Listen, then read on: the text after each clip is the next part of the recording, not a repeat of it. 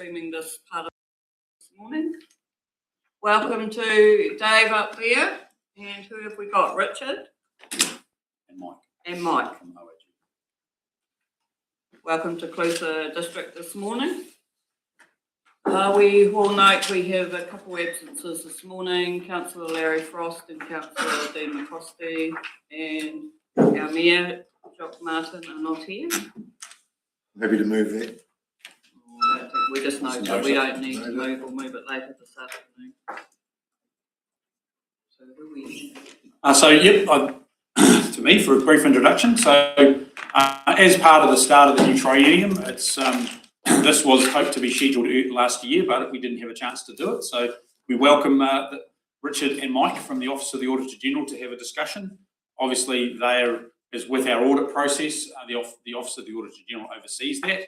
It's also useful. It's great to have David Ward, our Risk and Assurance Chair, here as well, as he's involved in that process. So we're happy to hand over, and we will run the slides for you guys. Just let us know when you want them changed. And welcome. Thank you.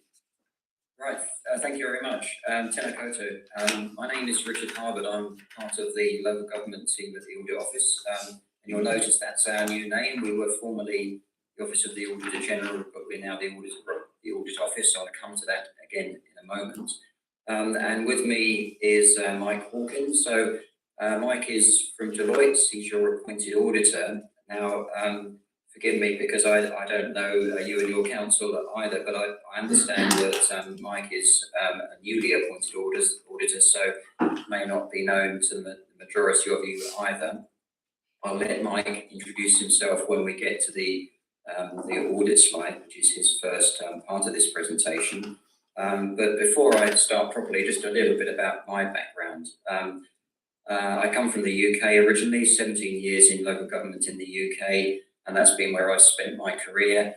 Most latterly over here, 15 years as Director of Planning and Regulatory Services at Upper Hutt City Council.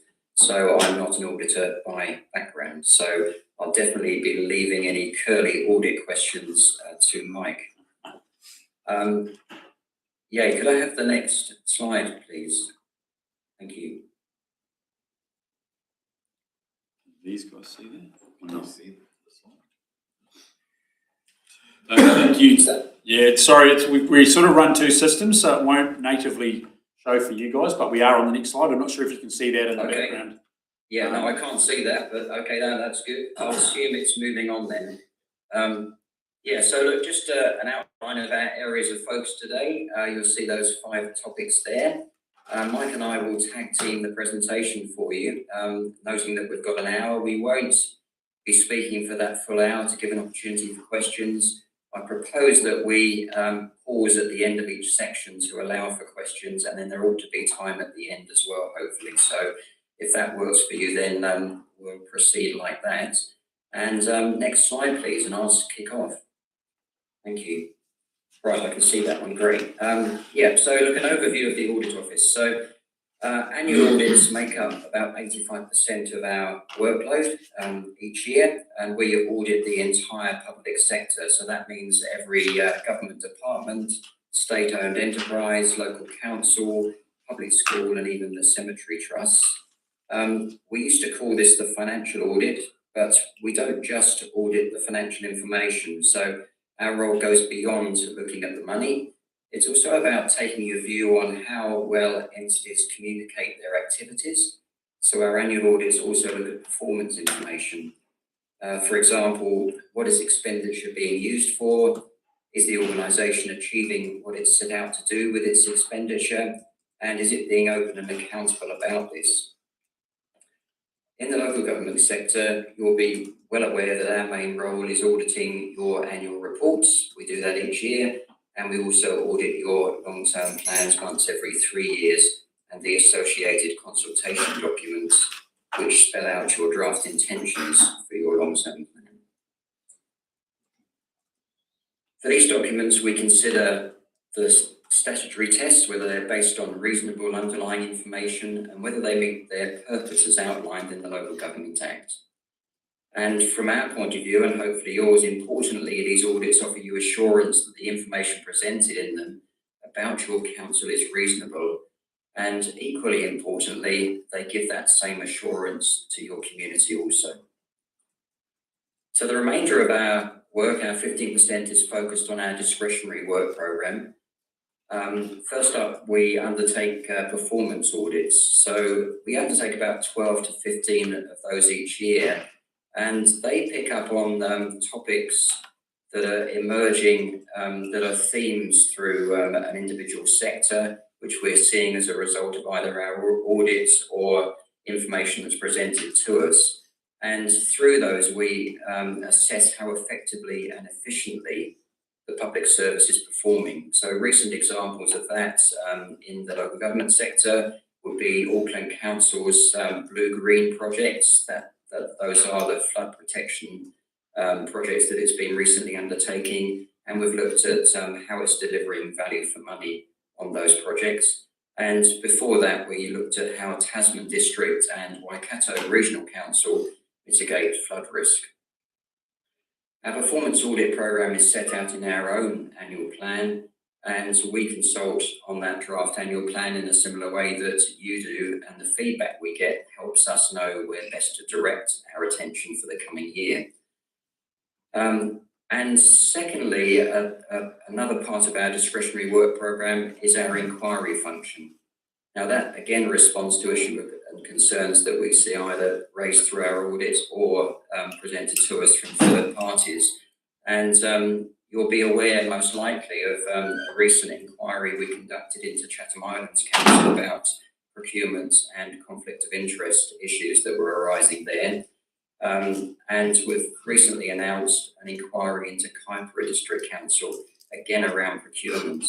I would recommend referring to that Chatham Island Council's inquiry report, because even though that's a very individual council in terms of its size and its situation and its context, those lessons from what we found in that case equally apply across the sector. So turning to the two gentlemen on the screen in front of you, Grant Taylor on the left is our current Auditor General. He took up his post in July 2025, and Andrew McConnell on the right is our current Deputy. The Auditor General role is an Officer of Parliament, one of three, besides the Parliamentary Commissioner for the Environment and the Chief Ombudsman. And Grant will occupy the role for a single 7-year term, so he can't be reappointed. We're independent of the executive and all of the organisations we audit. Parliament also cannot direct the Auditor General to take a particular action. However, our major relationships are with Parliament in terms of we report to Parliament about what we find, and that to help hold the executive to account for how it spends taxpayers' money. Grant's expressed 4 priorities for his term. These are, first of all, modernising our audit practice. So we have undertaken a recent restructure to build our efficiency and align ourselves to these new priorities, and the rebranding of as the audit office is one of those parts of that piece of work. Secondly, value for money. That's of enduring interest to us because that sits at the intersection of spending, performance and accountability. Value for money for us means achieving the best possible outcomes with the resources available. The meaning of value for money is perhaps straightforward. We recognise the assessment of whether something is value for money is significantly more challenging. So we'll be undertaking work in this area to seek to support the public sector, including shining a light on good practice. The third area I want to touch on is performance reporting. Now, the Finance and Expenditure Committee has just released its final report on its inquiry into performance reporting and public accountability. Over the last 18 months, the office has been supporting the committee with that inquiry, with providing advice. The report is an important piece of work in an area that is of continuing interest for our office. I just want to touch on some key points from the report. It does recommend major reforms to how the government reports on its performance, aiming to make it easier for Parliament and the public to see what's being achieved with public money. And it's focused on changes in 3 areas: a clearer whole of government objectives and progress reporting, stronger reporting on outcomes in areas the public cares about, and more meaningful value for money focused reporting by public organisations. Now, for that sense and those recommendations and those ideas will filter through to the local government sector. So we will, through our audits, be looking to see that your own performance measures are meaningful and do translate to measuring things that are of interest and value to your community and demonstrate the outcomes you're achieving with the money you're spending. And to note, the final focus area for grants is that public services are delivered to underserved communities, including Maori and disabled communities.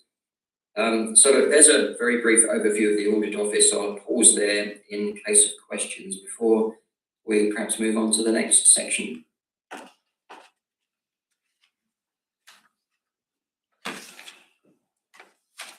Mike, perhaps we'll move on. Yeah, just might take a wee minute to update. Is it working? Yeah. So hopefully you can see the slides now. Do you want to just take a few seconds to work its way through? Yeah, no, that's perfect. Thank you. Yeah, look, thank you, Richard. I'll cover the next section, which is just the role and value of the audit. And I guess before I get into that, I'll just introduce myself, as I will be a new face to most of those around the council. I've been with Deloitte for probably nearing on 30 years now. 15 of those I've been a partner at Deloitte. In terms of local government, I've had some experience with a number of councils around the region, looking after Queenstown Lakes District Council, Southland District Council, Gore and Environment Southland. And currently I'm looking after the councils of Clutha, Gore and Central Otago District Council. So I've got some reasonable experience in the sector. I suspect that in 12 months' time, the council may well be a little tired of seeing my face, given that we've got an annual report to work through. We've got a consultation document, a long-term plan, and probably some discussions around water reform. So, you know, the next 12 months has got plenty of work ahead of us. And I guess it sort of sets us up in terms of the role of audit. I very much think our role is to work with council and management in addressing the issues and challenges of our various corporate responsibilities. I guess the council has a responsibility to prepare and issue a set of financial statements and performance reporting.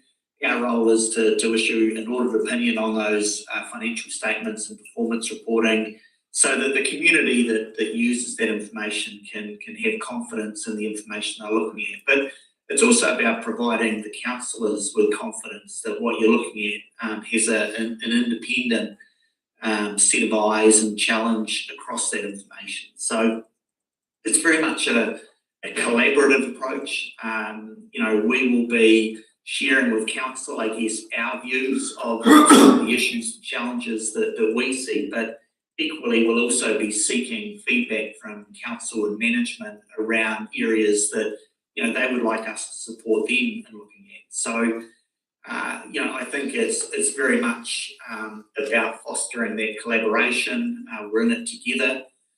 We both have joint responsibilities to get those various exercises completed, and so I think it's in our best interest to foster that relationship and ensure that we do that in the most efficient and effective way that we can. So, I'll be working very closely with David and the audit committee, I guess, is that delegation that interacts with us, directly. But there will be opportunities, obviously, for councillors to feed into that. And there's an important layer with management as well.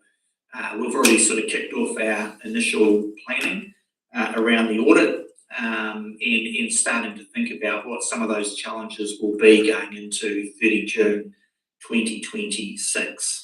Which is the first sort of cab off the rank in terms of our reporting obligations for this calendar year. it is important, I guess, that the council understand that the council is ultimately approving those financial statements. So while there is a delegated level of responsibility to committees like the audit committee, and obviously there's an independent audit opinion on those financial statements and performance reporting, it's important that councillors also are aware and understand that they ultimately are responsible for the information that's produced. So, to that end, I think it's really important that the council have the opportunity to ask questions of us and satisfy themselves as to, what you're ultimately signing off on. So it's an important part of the process, and I encourage the council to, use that, use those meetings and interactions to cover off any questions and concerns you might have. We're open to talking about those things and happy to take questions. So perhaps if I pause there and just offer up the opportunity for any questions that you might have in relation to the role and value of audit.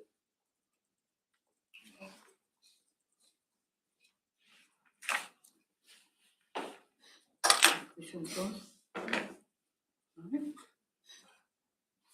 No questions, Mike. You can carry on. Okay, well, I think I pass back to Richard now for the Yes, thanks, next Mike. slide. Thanks. Yeah, thank you. Okay, audit and risk committees. It's good to have David on the call and on this meeting as well. So the Audit and Risk Committee is primarily a committee that assists and advises you as elected members to carry out your responsibilities in your ownership of governance, risk management, and the controls in place to manage things like the risk of fraud. So it's an important check and balance in the council's overall system of internal controls. It provides independent advice and assurance to council, and trust and confidence to the public on governance, risk management, and internal control, that the right, current and emerging risks are being identified. And finally, it ensures that the appropriate and right size mitigations are in place, and that independent assurance exists that the mitigations are in fact happening. So ideally, an Audit and Risk Committee has an independent chair, as you have, so big tick. That brings a level of impartiality and objectivity from someone who has eyes that and experiences that are beyond council directly. And another option for you is to consider having independent members. And I think for your council, you have all of council membership with David as the chair. So Audit and Risk Committees should enhance governance and risk management and not replace it. So it's still council's overall responsibility to maintain its own oversight, taking the advice from the Audit and Risk Committee. So impartiality and the ability to challenge are key, and that requires open and honest relationships within the committee, between the committee and council management, and between the council committee and the external auditor. One distinct feature of Audit and Risk Committees is that they don't make decisions. They have no power or responsibilities other than related to risk and insurance as a mandate, which, for example, involves reviewing and approving risk management, the internal audit programme, and external audit arrangements. And the Audit and Risk Committee then makes recommendations to the Chief Executive or Council. So a better name to reflect its functions for an Audit and Risk Committee is Risk and Assurance Committee, which of course yours is called as well. It's another big tick. And finally, the Audit and Risk Committee has an important role to play in setting the risk management culture of council. So it's that tone at the top, which is a theme that we often pick up on. Next slide, please, Mark. Thank you. So what makes an effective committee? These are the 4 elements that we highlight to make an effective committee. Firstly, that independence that I mentioned just now. Your committee needs an independence of perspective, an independence of experience and knowledge so that it can test and challenge your council. To that end, you should carefully consider the amount and nature of independence you need from your committee, And as I've said, having members from outside your council with knowledge of the sector can help to provide this. And finally, there's that independence from management. So a committee is likely to want to hear from staff, their views and advice, and have staff attend its meetings. But it may also want time to consider and debate issues separately, and it should feel comfortable asking for member-only time as needed. A second component of what makes an effective committee is clarity of purpose. So the Audit and Risk Committee should strengthen your governance and risk management practice. But to get the best out of your committee as elected members, you need to be clear about what you want from your committee with clarity of expectations on both sides. Thirdly, competence. So the chair should have that broad range of work experience, ideally from the public and private sectors, have a general understanding of the key issues relevant to the council, and have a track record of facilitating and sharing in a political environment. And collectively, as I've said, that broad range of skills and experience should exist across the membership of the committee. Importantly, that reflects the particular types of risks that your council is facing. The final one, but by no means the least, is that open and effective relationships. So the level of trust between people, between governance, management and stakeholders affects the effectiveness of governance arrangements, and investing in those effective relationships will support the free and frank conversations that you need to be able to have on those difficult issues. And in considering the effectiveness of these relationships, you could be asking yourselves as councillors, as governors, is risk discussed in an open and transparent manner? Can you ask direct questions and expect honest, direct answers? And is your Audit and Risk Committee's culture safe for management to answer those questions? So an Audit and Risk Committee should continuously scan the horizon for new and emerging risks and their implications. So it's that forward-looking piece at the bottom of the slide. And that's especially important in such dynamic times as we're currently living in. Noting, for example, the likes of the impacts of the Iran war, the fast pace of development of artificial intelligence, emerging cyber security issues, the pace and scope of the government's reform agenda, and the macroeconomic environment more generally. So finally, an effective work programme is an important element for the Audit and Risk Committee too, and that should provide for the regular review of strategic risks that you've identified, with provision for deep dives into individual risks to test the likes of the currency of those risks, your risk appetite, and whether those settings remain relevant and you still agree with those. And also those mitigations, whether those are effective, but also whether you've identified the right mitigations in that fast-changing environment. Next slide, please. Yeah, thank you. So a quick piece on what is risk. So put simply, risk is an uncertain event affecting the achievement of your council's objective, or more generally, an uncertainty that could have an adverse effect leading to loss, harm or damage. You'll instinctively have a strong sense of what is keeping you awake at night, what is worrying you most in your own context. And identifying, understanding and managing risks is a fundamental part of your role as governors of your council. An Audit and Risk Committee can be a powerful advisory group and support to help your council manage its risks by applying independent perspectives to the risks, to the issues, and to the challenges that your council faces. And as we've said, those risks are potentially wide-ranging, from fraud, cyber risk, potential asset failures, possible contamination of drinking water, the risks associated with changes in regulatory standards, to name just a few. So elected members should be establishing that tone at the top again that promotes a risk-aware culture, setting your council's risk approach.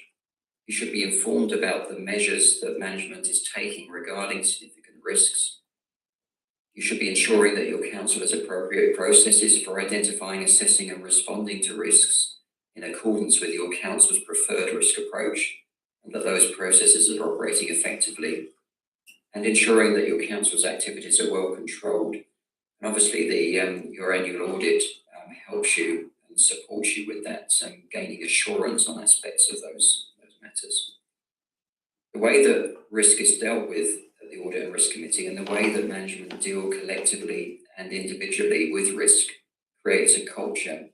And it's that culture which largely determines whether your council will be successful in managing risks. Final slide on this section, please. Yeah, thank you. So the focus of committees. So just to bring this all together in terms of where that leaves the focus of committees. We characterise committees as typically having 4 areas of focus. The first is risk management and the system of internal controls. So that's about understanding key risk areas, including likelihood and consequence. It involves testing the effectiveness of internal controls, considering monthly and or quarterly updates on your risk register and managing fraud risks. The second area is assurance. So that's about evaluating and improving the effectiveness of your risk management, control and governance processes within your council. So that's about maintaining good relationships with your internal auditor or the council person or team that covers this function for you, agreeing on the scope of assurance work and considering responses to recommendation on areas to improve. Thirdly, reporting.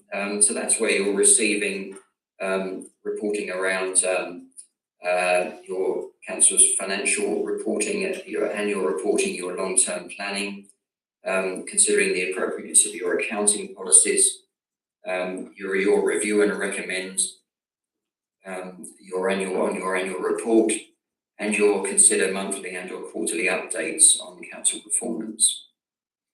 And finally is the external audit. So that's the final areas of focus.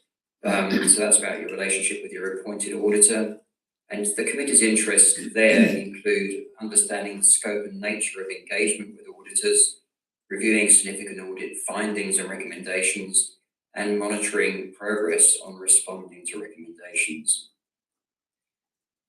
So the Audit and Risk Committee is also responsible for maintaining and considering its own effectiveness and reporting on this following the conclusion of a financial year, and that's an important component of the cycle of the committee as well. But you don't operate in this space in a vacuum. The office has material that's available for you for reference to support you. So these include a sequence of publications and guidance on the topic which are available on our website.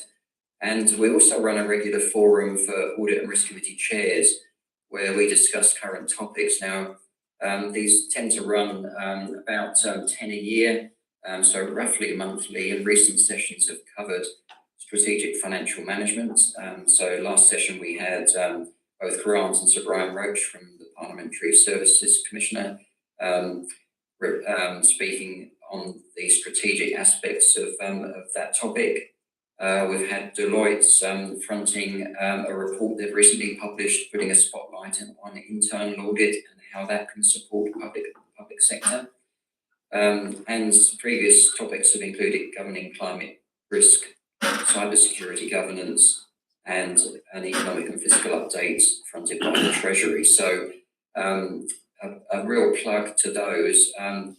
David, I saw just in coming into this, but I don't think our records have you correctly recorded as a point of contact. So I need to get that updated, but I'm hoping that you're somehow receiving those invitations in the meantime. But if not, I'll get that corrected for you. So look, I'll rest there and take any questions. Thank you. Maybe it's prudent if I lead the response, Richard. And just starting with the last point here, I am a regular attendee at forums and am registered for the next one, which is next Friday, actually, isn't it? Yes, that's right. Yeah, that's great to hear. So look, just to give you some background, and we'll give you a few more boxes to tick, hopefully, because I wrote down some notes and then I've just been actually ticking off mine ones as you've raised them as well. But as a committee, we meet 6 weekly. It is full membership, and that's something that I encourage, to have all councillors at the table. We give assurance to elected members. The purpose of the committee is to give assurance to elected members and to the community on the things that we do. We started this term with an in-depth review of our terms of reference and how that links into internal controls. Interestingly, we have a performance review scheduled for the midpoint of this electoral term, just in terms of our own performance collectively, individually, and our effectiveness as well. We encourage member-only time with our auditors. We do that at least 2 times a year. It's been considerable time reviewing responses to issues raised in the audit management report. Our 6 weekly meetings, whilst they cover a range of things, the key focus in no particular order is on risk identification and mitigation. And we have at least 1, but normally 2, deep dive reports on risks at each meeting. We have a very in-depth report on CapEx delivery, both in terms of time, in terms of budget impact, so financial and non-financial issues. Obviously, financial overview in terms of both our operations and our treasury. We spend time closely looking at the impact of reform agenda, as most councillors do. I've got some questions maybe later on in the presentation to ask about LTP. And finally, I've been here at the committee for coming up 18 months now. Very happy with the way it's working, happy with the quality of staff reports back, and also, but most importantly, the engagement of the committee at meeting time is first class. Yeah, thank you, David. That's very comprehensive, and as you said, you're ticking off an awful lot of what I've just been speaking about. So that's great to hear.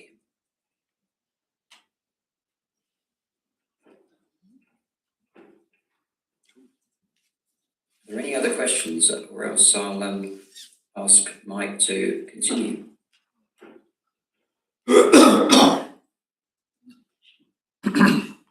Thanks, Richard. We'll touch on sensitive expenditure in the next slide. So, sensitive expenditure, I guess, is one of those issues that when it does become an issue, it becomes a very public issue, and it's really around, I guess, the prudent use and appropriate use of public money. And I think in that context, as the slide says, the stakes are higher, and the implications of being challenged around inappropriate use of that public money is more significant, and something that council, I think, should be very much aware of, and I'm sure through the audit committee is a topic that they are close to and across as well.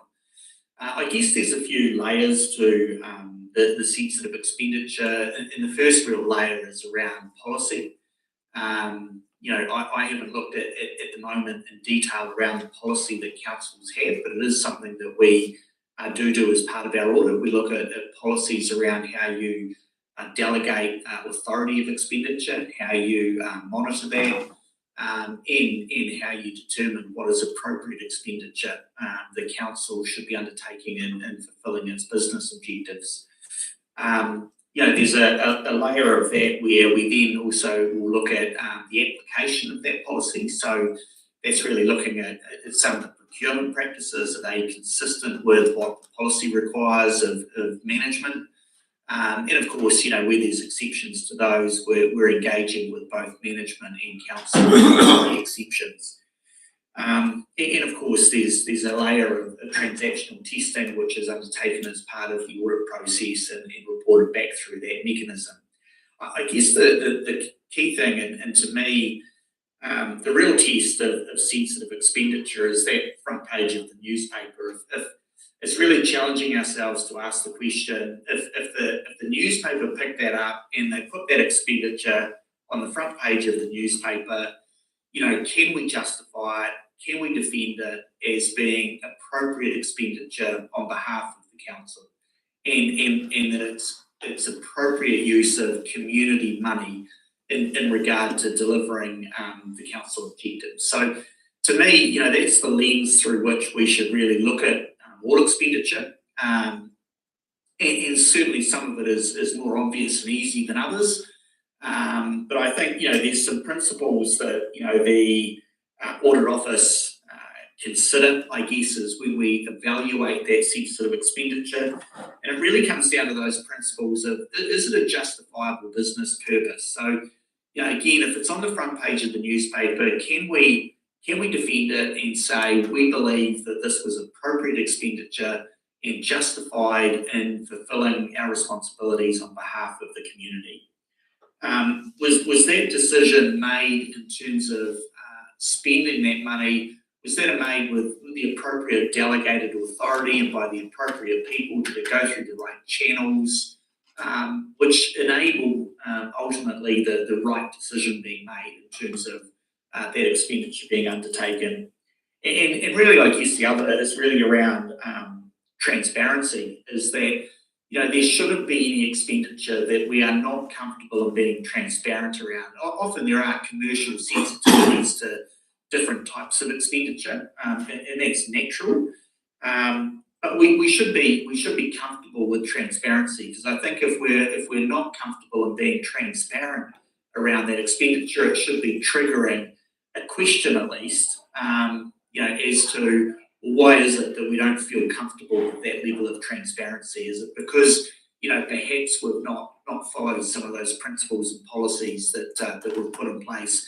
And I think it's as much about protecting council and management as it is about doing the right thing. I think often we undertake, and I think, the vast majority of decisions are made with the right intentions. Sometimes the wrong process is followed. And so it's really around ensuring that we protect both the council and management in arriving at those decisions by following policy and by calling out and, I guess, challenging where those policies might not be as complete as they could be, and or where, we're not necessarily following those policies in certain circumstances. So I think it's really coming back to the point I made in the previous slide, was really around collaboration and making sure that we've got good open dialogue between, the various stakeholders. And I think, that includes council, it includes the audit committee, management and ourselves, and that we are, talking and collaborating and feeding back, any exceptions that we see in relation to, either the policies or the application of those policies. So, that is something that we will look at as part of the external audit. There's lots and lots of good quality guidance information that the Audit Office has available, and I would encourage, if you haven't, that that is accessible and available to council. I'm sure management are fully aware of it, and I'm sure David is fully aware of recommended best practice in this particular area. But there's certainly no shortage of good practice guides and principles that we can lean on. And in any event, I'm always there on the end of the phone. So it's a case of reaching out if something doesn't feel quite right. Perhaps I just pause there and open it up to any questions around sensitive expenditure. Mike, can you give us an example of something which might trigger that? Because in my time here, I don't think I've come across an instance, but yeah. I could probably give some, and I'll give a public example of something that seems quite innocuous, but it sort of shows how quickly these things can get away on you. Is that I'm based in Dunedin, and there's not many days that the Dunedin City Council doesn't make a newspaper article. One of the examples was that a lot of the council meetings for a particular period of time, council would go across the road to a cafe and have coffees in the cafe. And some of those coffee meetings and catch-ups were being charged back to council on council purchase cards. Now, in itself, the money involved is not significant, and it might be viewed as being reasonably innocuous, but it is an awkward one when it's on the front page of the paper that, community money, council money, we're working hard to deliver, good infrastructure to the community, but we're spending money on coffee ketchups at a cafe across the road. It's things like that I think we need to be really careful of, because on the face of it, as I say, it's easy to walk past that and think in isolation it's innocuous, it doesn't, it's not a big deal. But we really need to put ourselves in the shoes of the community. What might it look like if someone took an alternate view and wanted to challenge it? And I think, it's examples like that that just highlight how easily sensitive expenditure can become an issue. It's Jules here, Mike. We have a phrase here when we're thinking about things, and it's would it pass the front page of the ODT test? So even though it could be allowed or may seem like a sensible decision, what would it look like to our community? So we definitely do consider that when we're looking at how we do things and what we do. We're very conscious of that. It's about our reputation as much as is it the right thing, and is it the right thing to do? That's right. It's just about retaining that confidence from the community and stakeholders that you've got good decision making, and you're representing them in the appropriate way. So I think the fact that you're approaching it in that manner, I think that's exactly how I approach it. Is that if someone untoward wanted to have a crack at it, can we defend it with confidence and with reference to policy and procedure, and hand on heart say that we're comfortable with that. And we only have instant coffee in our lunchroom as well. So no coffee machines, nothing like that. If anyone wants a nice coffee, they've got to buy it themselves. Good to hear. Says Rachel.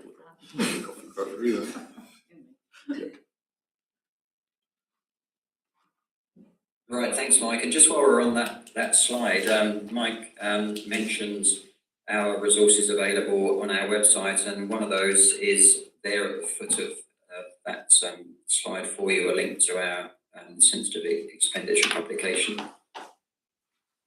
Right, I'm just going to move on to the final topic, and then we should be able to leave a little bit of time free for questions at the end. So the next one is integrity, and that's really bringing together a lot of what we've been talking about today. We talk about integrity in terms of an integrity framework, which we've developed as a resource for reference by the public sector. Now that's supported by a bit of a video introduction, which I'm hoping will work. Yeah, can you see if we can play that? It's just a 2-minute clip.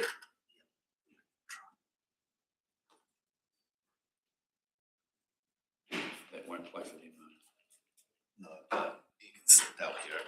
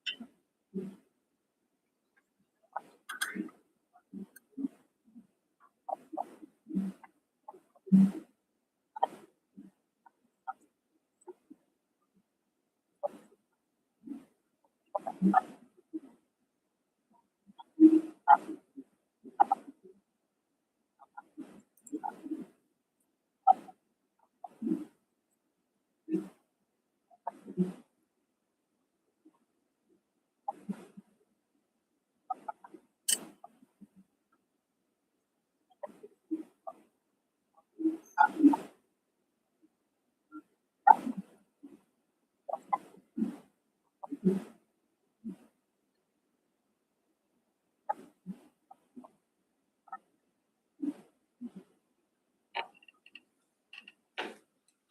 thanks. So there's an introduction to our framework, which again is a resource on our website. And as I've said, we do see that as a core theme running through the topics that we've been discussing today. So we see integrity in the public sector as not just an individual responsibility, but a collective effort that extends through every level of an organisation. So everyone contributes to the integrity of an organisation through their words, their decisions and their actions. There's no set number of policies that could feasibly cover every situation. So research and good practice points us to a more holistic approach, which includes building commonly understood values and a culture of integrity at that organisational level. And it's also clear from the work that we do that organisations that have cultures of high integrity perform better. So we want public organisations to create an environment where people are supported and expected to uphold integrity. And the integrity framework that we've developed is intended to facilitate that. Can I have the next slide? Yeah, thanks. So just to recap from the video, there's three components to that integrity framework: the stable foundation, and that's around the constitutional framework and the organisational purpose and values. Then secondly, the strong core, so putting integrity at the core of the organisation by leading with integrity, raising and responding to concerns, your code of conduct, your policies and procedures, your people processes. But it's also about those integrity roles and responsibilities and fostering a continuous learning and improvement culture. And third is that component of making integrity visible. So treating people fairly, acting honestly, being accountable, being transparent and investing in relationships. So it's really demonstrating integrity in every aspect of how you conduct yourselves, staff and governors within the organisation.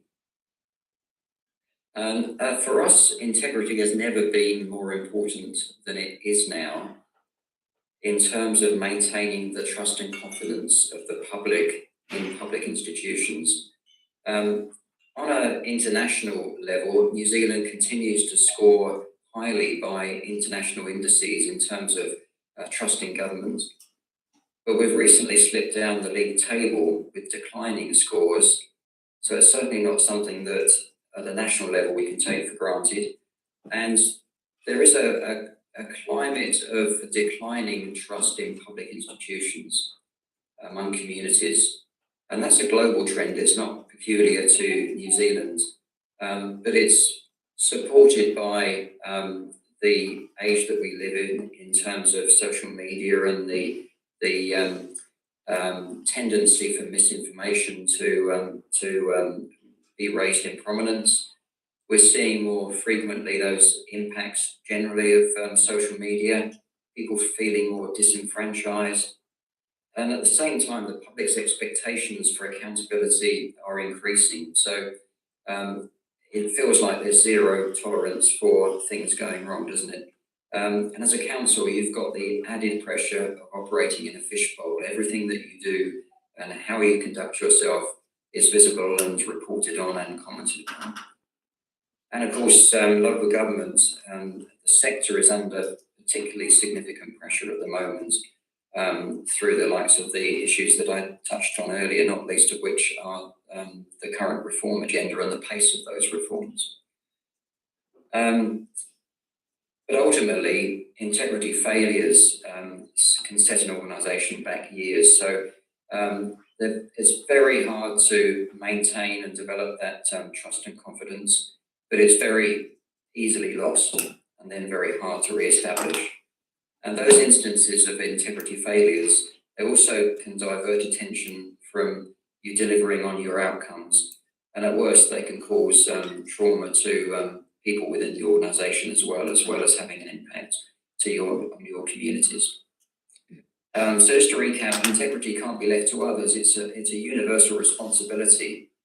And to truly promote integrity, it's essential that senior leaders, including those in governance roles, set the tone at the top. It's that message of tone at the top again.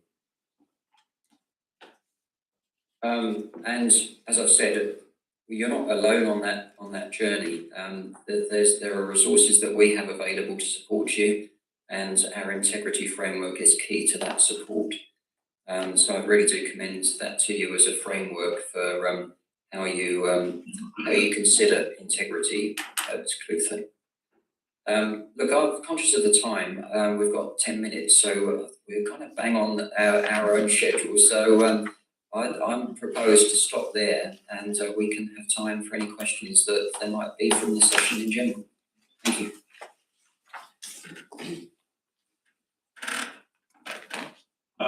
Can I start off on a question? And Richard, this is directed to you, and the subject is long-term plan and the uncertainty. And it's more a sector question than a Clutha question. We face a lot of uncertainty at the moment, obviously, impact of amalgamation, potential for rates capping, the water reform and the transfer of assets, and then out of that, the identification of stranded overheads and how that number is applied and when. And finally, the timing of national elections, which is not ideal.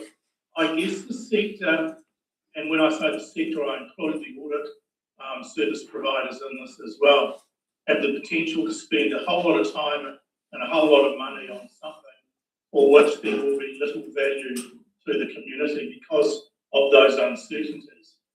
Now, we're just about at the end of May, so we're probably less than 2 months away from starting in earnest on the development of our respective long-term plans. Where are the audit office in terms of conversations around those uncertainties? And Mike, you might want to talk from audit and service delivery perspective as well. And when are we likely to get some of those crutches to lean on? Because as I say, I think we're jumping head first into the hole here at the moment. Yeah, thanks, Mike. No, interesting question. And certainly exercising our minds at the office, as you'd anticipate. Yeah, look, firstly, in terms of the starting point, we're charged with auditing long-term plans. That's our mandate. So to that end, we're receivers of what the current expectation is on the sector in terms of the requirement to produce long-term plans. I'll come back to that in a minute. In terms of that assumption that things are progressing as per usual, then we have a current piece of work to develop and review our long-term plan methodology and our guidance to auditors. That's a piece of work that's a priority at the moment. We expect that to be delivered by the end of July, at the latest is the timing on that. In the meantime, we're also aware that the DIA are working on advice, which I think is imminent in terms of guidance to the sector around not only reporting requirements, but also some of those accounting aspects as well that you've touched on. Going back a step to the value of doing an LTP in this environment at this time, as you'd anticipate, I'm aware of that view being expressed by councils within the sector. You're not alone in that. And I understand that those messages have been given to the likes of Taitura and LGNZ. In the meantime, we've been in touch with the DIA around that. Their advice to us is that it's business as usual in terms of LTP at this point. There's no indication that things are to change. What we have said is that that they can anticipate getting that feedback from councils around testing the value of long-term plans at this time. And we've earnestly requested that if they're minded that or aware that there are to be changes in that expectation, but it's critical that that be conveyed to the sector at the earliest possible time, given what you've just said around the work that is currently and will be undertaken to develop LTPs. Yeah, it's around testing the assumptions, Richard, as well. Sometimes, there's so many versions of what the final outcome might be, depending on how amalgamations under the water reform go as well. Yes, that's right. And I know that Taitura have been developing a set of suggested assumptions that council could use as a starting point, not a definitive, because each council circumstance might be different. And we've had sight of that. We haven't. That's a bit of an evolving piece as well. There'll be caveats around that, as I said, in terms of individual circumstances, but that might provide some support to councils in terms of the nature and direction of assumptions that they need to contemplate and which they might adopt. Yeah, thanks, Richard. Maybe if I could just add in as well, I think just acknowledging that I think it will be certainly a really challenging 12 months, I think, with lots of moving parts. The LTP will have a number of challenges. Just making sure that the council and yourself, David, are aware. We are liaising with Southern Water as well to make where we can make sure that we are being efficient. We're not duplicating things. One of the recent issues we talked about yesterday, in fact, was the valuation of infrastructure assets, not wanting to duplicate valuations and create issues around those valuations. So, as best we can, we're trying to anticipate, some of those issues and challenges. But like everybody, we're a little bit sort of hamstrung that we've got a set of legislation that we need to work to and work to that the best we can. But I think it probably just highlights the importance of open communication between all parties, making sure that, we're feeding, up, down, and making sure that we're all understanding what some of those challenges are and where we can actually make decisions to collaborate and be effective and efficient in the way that we're working.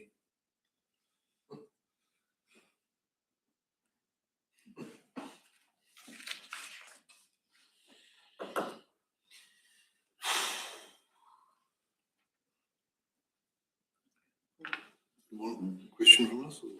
Keep creating those questions. Well, I suppose this is hi Richard, it's Councillor Lane Catfield here.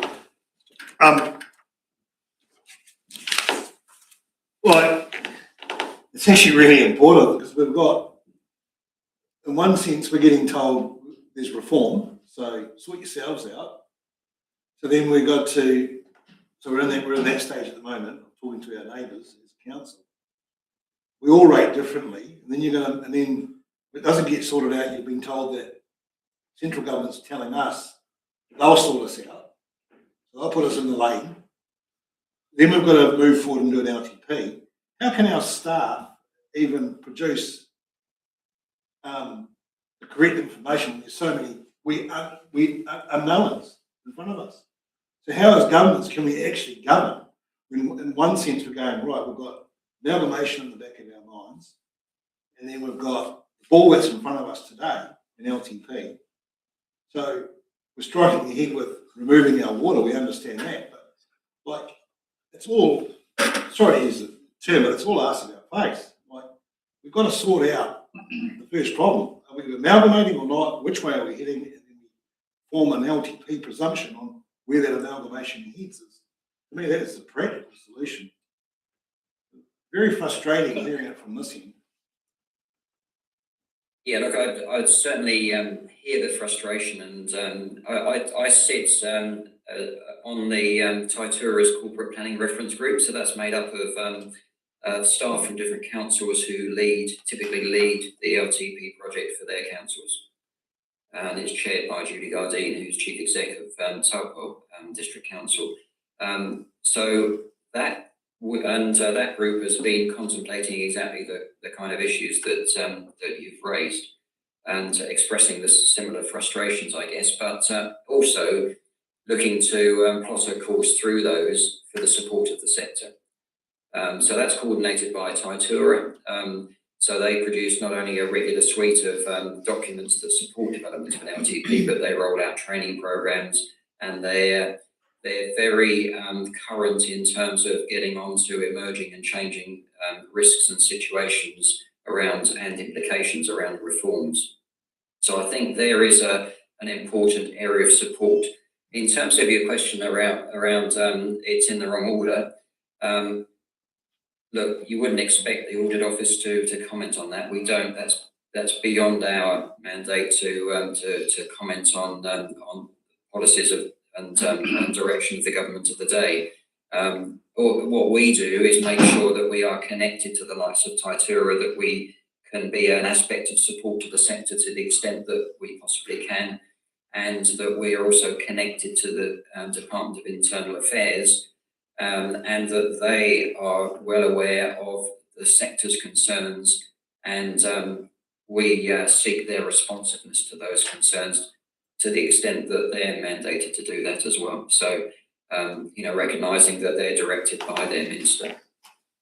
So not a necessarily a complete answer for you, I'm afraid, but there is that framework that is there to provide that support. And as I've said, Taitura, from my observation, are extremely effective around providing that practical support to staff at councils, who then can give you the guidance that you need to make the decisions that you need to make. I hope that helps.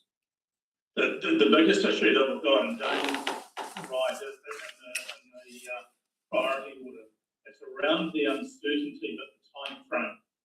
So we, the sector, will be largely finished the development of our long-term plans in 6 months' time. And that will coincide with the national election. So the election date, I think, is 25th of November. So nothing's going to happen this side of Christmas. Then you roll through January, because nothing ever happens in January. And all of a sudden, we don't have time for consultation. We don't have time for the audit work to be completed through both processes. And that's the real difficulty that we've got. It's not the difficulty of doing the work, but it's the difficulty of knowing what the work is that we've got to do. And as I say, Richard, it's not only the sector, it's the audit service providers as well who are going to be pressured into the time frame. Yeah, no, that's true, and hence our work to provide guidance to our auditors, as well as I've said, our connection to the sector via Taitura and LGNZ and DIA. Look, and I feel that very keenly as well. I've experienced, I think it's 6 LTP cycles. I think the first one was an LTCCP cycle when through my time at council. So I've been on the other side of it. So I absolutely understand the pressures and the pressure points of time and process that come to bear, and the issues that you've just raised. I suppose my comment to that is you're actually making decisions that you don't have the full information on. So you're expecting us to govern. So the question to Taitura, we'll have a workshop today, an LTP workshop session today. We're making assumptions when you know that there's going to be reform beyond that. So your decisions that you make today on the assumptions in front of you, you also know that it's all going to change. So it's actually an impossible task. So again, it's of importance that it's got to get the reform process more or less has to come forward. Otherwise, we're just making assumptions. We can't make informed decisions. Yeah. Look, I do hear you. I think the nature and extent of those assumptions and the dynamic change is going to be the issue here. But your LTP is always underpinned by your supporting assumptions. I think there's just that premium on those assumptions this time because of the pace of change and the scope of the uncertainties that you face. And of course, and that's why it's such it has the attention to the extent it has at Taitura, supported by the Corporate Planning Reference Group, as I've said. And inevitably, there will be that need for disclosure and around the assumptions and the risks around them, and that will flow to the audit assessment as well. That's the environment that unfortunately we find ourselves in collectively for this LTP round. And I think we need to work through it again collectively in the best way that we can. And part of that process, you need to. What I'd recommend you do is, keep those conversations current with Mike, your auditor. One of the dangers that we've got is that we don't know what all parties in Wellington are thinking. I mean, we know what the National Party are thinking, but we don't know what the others are thinking. The most simple solution of the lot is simply to push the LTP back 12 months. So don't do it in 27, do it in 28. Simple as it sounds, that still requires change in legislation to allow that to happen. So. Yeah. And of course we've got recent experience of that, haven't we? That deferral of LTPs and in response to particular issues at the time of that round. Just a comment from me, Councillor Cotton. I think that all planning is based on assumptions, and I think as governors we've got to make decisions on the information in front of us at a point in time, and we can assume what's going on down the track, but my father used to call them a waste of money 10-year plan, because you don't know what's going to happen in 2, 3, 5, 10 years. It's just a big assumption anyway. So the way I look at things is, this is the information we've got now, it's current and it's relevant, let's make a decision on that. So that's the way I look at it. What else can we do? Like, I hear what Councillor Cathwood's saying, but what else can we do? Otherwise we may as well not be here.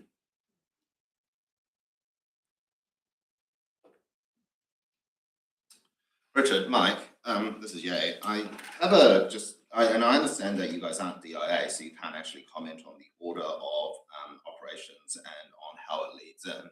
But from an audit perspective, obviously we've got the government has put a deadline of 9th of August for the Head Start program. They're going to make a decision this side of the election to say whether you're accepted into the Head Start program or not. So from an audit perspective, how are you going to look at the LTP assumptions and as to how much you build in amalgamation proposals or Head Start proposals? Because while I sympathise with the audit office and the auditors as to, you can't dictate the policy on that, we do need to understand how audit is actually going to approach the examination of our assumptions. And also, hypothetically, if you get accepted into Head Start program, the government have made it clear that they're going to introduce legislation before to affect this before the 2028 local elections, which is the second year of the LTP. So how are we building an LTP to actually accommodate for that particular time frame when we actually don't know what's going to happen in 2027 and 2028? I guess that's probably something that you can better answer, is how is this going to be approached from an audit perspective? Yeah, well, I mean, we'll approach it. I'll leave Mike to talk more in a moment, but just to kick it off, first off, we'll look for what assumptions you're making around it and the reasonableness of that assumption based on where you are in your council and your region responding to those amalgamation proposals and requirements. And then there'll be the second strand will be identifying the degree of risk around that assumption and the disclosures around that. So that will be the focus of the audit assessment, I would expect. But Mike, you'll likely have more detailed insight than I. Yeah, look, I think there's a lot of sympathy the challenge we've got ahead of us, because it's an issue we all share. I think is probably this key starting point. But coming back to Richard's point, I think we can only play what's in front of us and what we know in front of us. There's we don't know what the outcome of the election is, and we don't know what the implication that might have in terms of future legislation. So the likelihood is that we will prepare an LTP on a set of assumptions that we all have an inclination will be changed at some point in the very near future. But notwithstanding that, I think we've got a legislative obligation to prepare that LTP, and the only thing we can really do is prepare it on the basis of our legislative obligations at the time of preparing it. So, if that means that a reasonable assumption is that we aren't certain about amalgamation, etc., then we prepare the LTP on the assumption that Cluford continues as is. Mike, would that be reasonable though, if we are accepted into the Head Start sort of program? If that's accepted and we know that before the election, I know there's still the outcome of the election to be confirmed, but to me at that stage we would be reasonably confident, depending on the election result, that we will be amalgamated. And does that need to be built into the LTP? Yeah, it's a good question. And look, I don't know what the answer to that is. We'll be guided by the OAG. What I don't understand, so the Audit Office, what I don't understand is what the legislative process for enacting that would be. So, we would need to think about, well, how would that then be enacted? And effectively, at what point would, the legal status of for example, the council dissolve? So on the basis of what the government's timeframe they've provided, they've said that, assuming this government gets re-elected, that the effect of the amalgamation proposals, if you're accepted into Head Start program, will be made into effect pre the 2028 local body elections. So we do at least have a timeframe that has been provided by the government. And the question to Jules is, how much do we build that assumption in? Because I think most councils in New Zealand are forced into a situation where they're going to have to put a proposal in as part of the Head Start program. But this idea that we then question what we build into the LTP, I think it's a really big question. And certainly from an audit perspective, when we're looking at it, we would want some assurances as to how that will be treated when we're audited, because we don't actually have a lot of time post the Head Start deadline of 9th of August, also post the election at the end of November either, to really finalise our consultation document and LTP, assuming something happens there. So it's kind of a pretty tricky situation if we can't get some form of assurance, I think. Yeah, so I can respond to that, Mike. So as I've indicated, that's a priority piece of work for us to develop our revise our methodology, but also update our guidance to auditors. And a critical part of that is what we would expect around council's assumptions within their LTPs. Because of how recent and how fast moving this particular aspect is, and our ongoing conversations with DIA, that is a work in progress at this point in time. That is how it is. As I've indicated, by the end of July is when I anticipate that being concluded.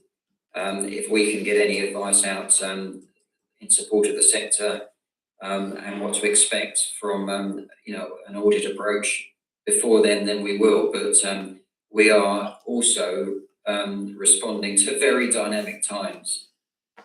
So that's a constraint on our ability to get across that as well.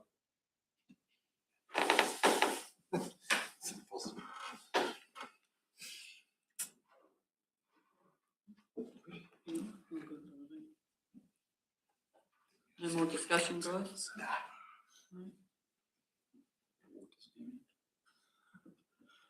Appreciate your time that you've put in today. And I dare say there'll be some conversations that will carry on. And thank you for David for stepping in, and it won't be long and we'll see you back down here. But yeah, I appreciate the workshop this morning. Thank you very much. Cheers, Thank you. everybody. Thank you. Thanks. Thank you. Bye. Aye. All right. Head Start, there's no, we can put the proposal in, but it doesn't mean it's going to be accepted and that we get to go. Yeah, well, it's called Head Start. You're putting your head into a guillotine, I think. But From my understanding with conversations between His Worship and Mark Patterson, that even if we've just got a little bit happening, they'll accept that.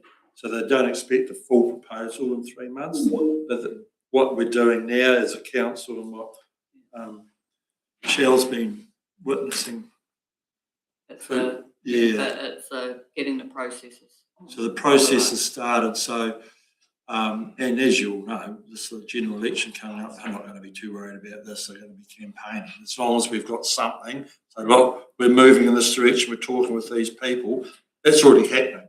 So I think that's probably enough for now. That will develop. So then how do you make decisions? Well, you can't. It's like You're any getting told you're going to be in, you know what I mean? Well, we don't know whether we're going to be in Southland or bloody Canterbury, to be honest. Yeah, and so, like our next topic. Yeah. That's what I'm thinking though, is it like he's talking in July, decision making, but when we're doing this LTP stuff over the next several months, we need to have a bit of a shift as to there will be some things that will always be relevant to the district.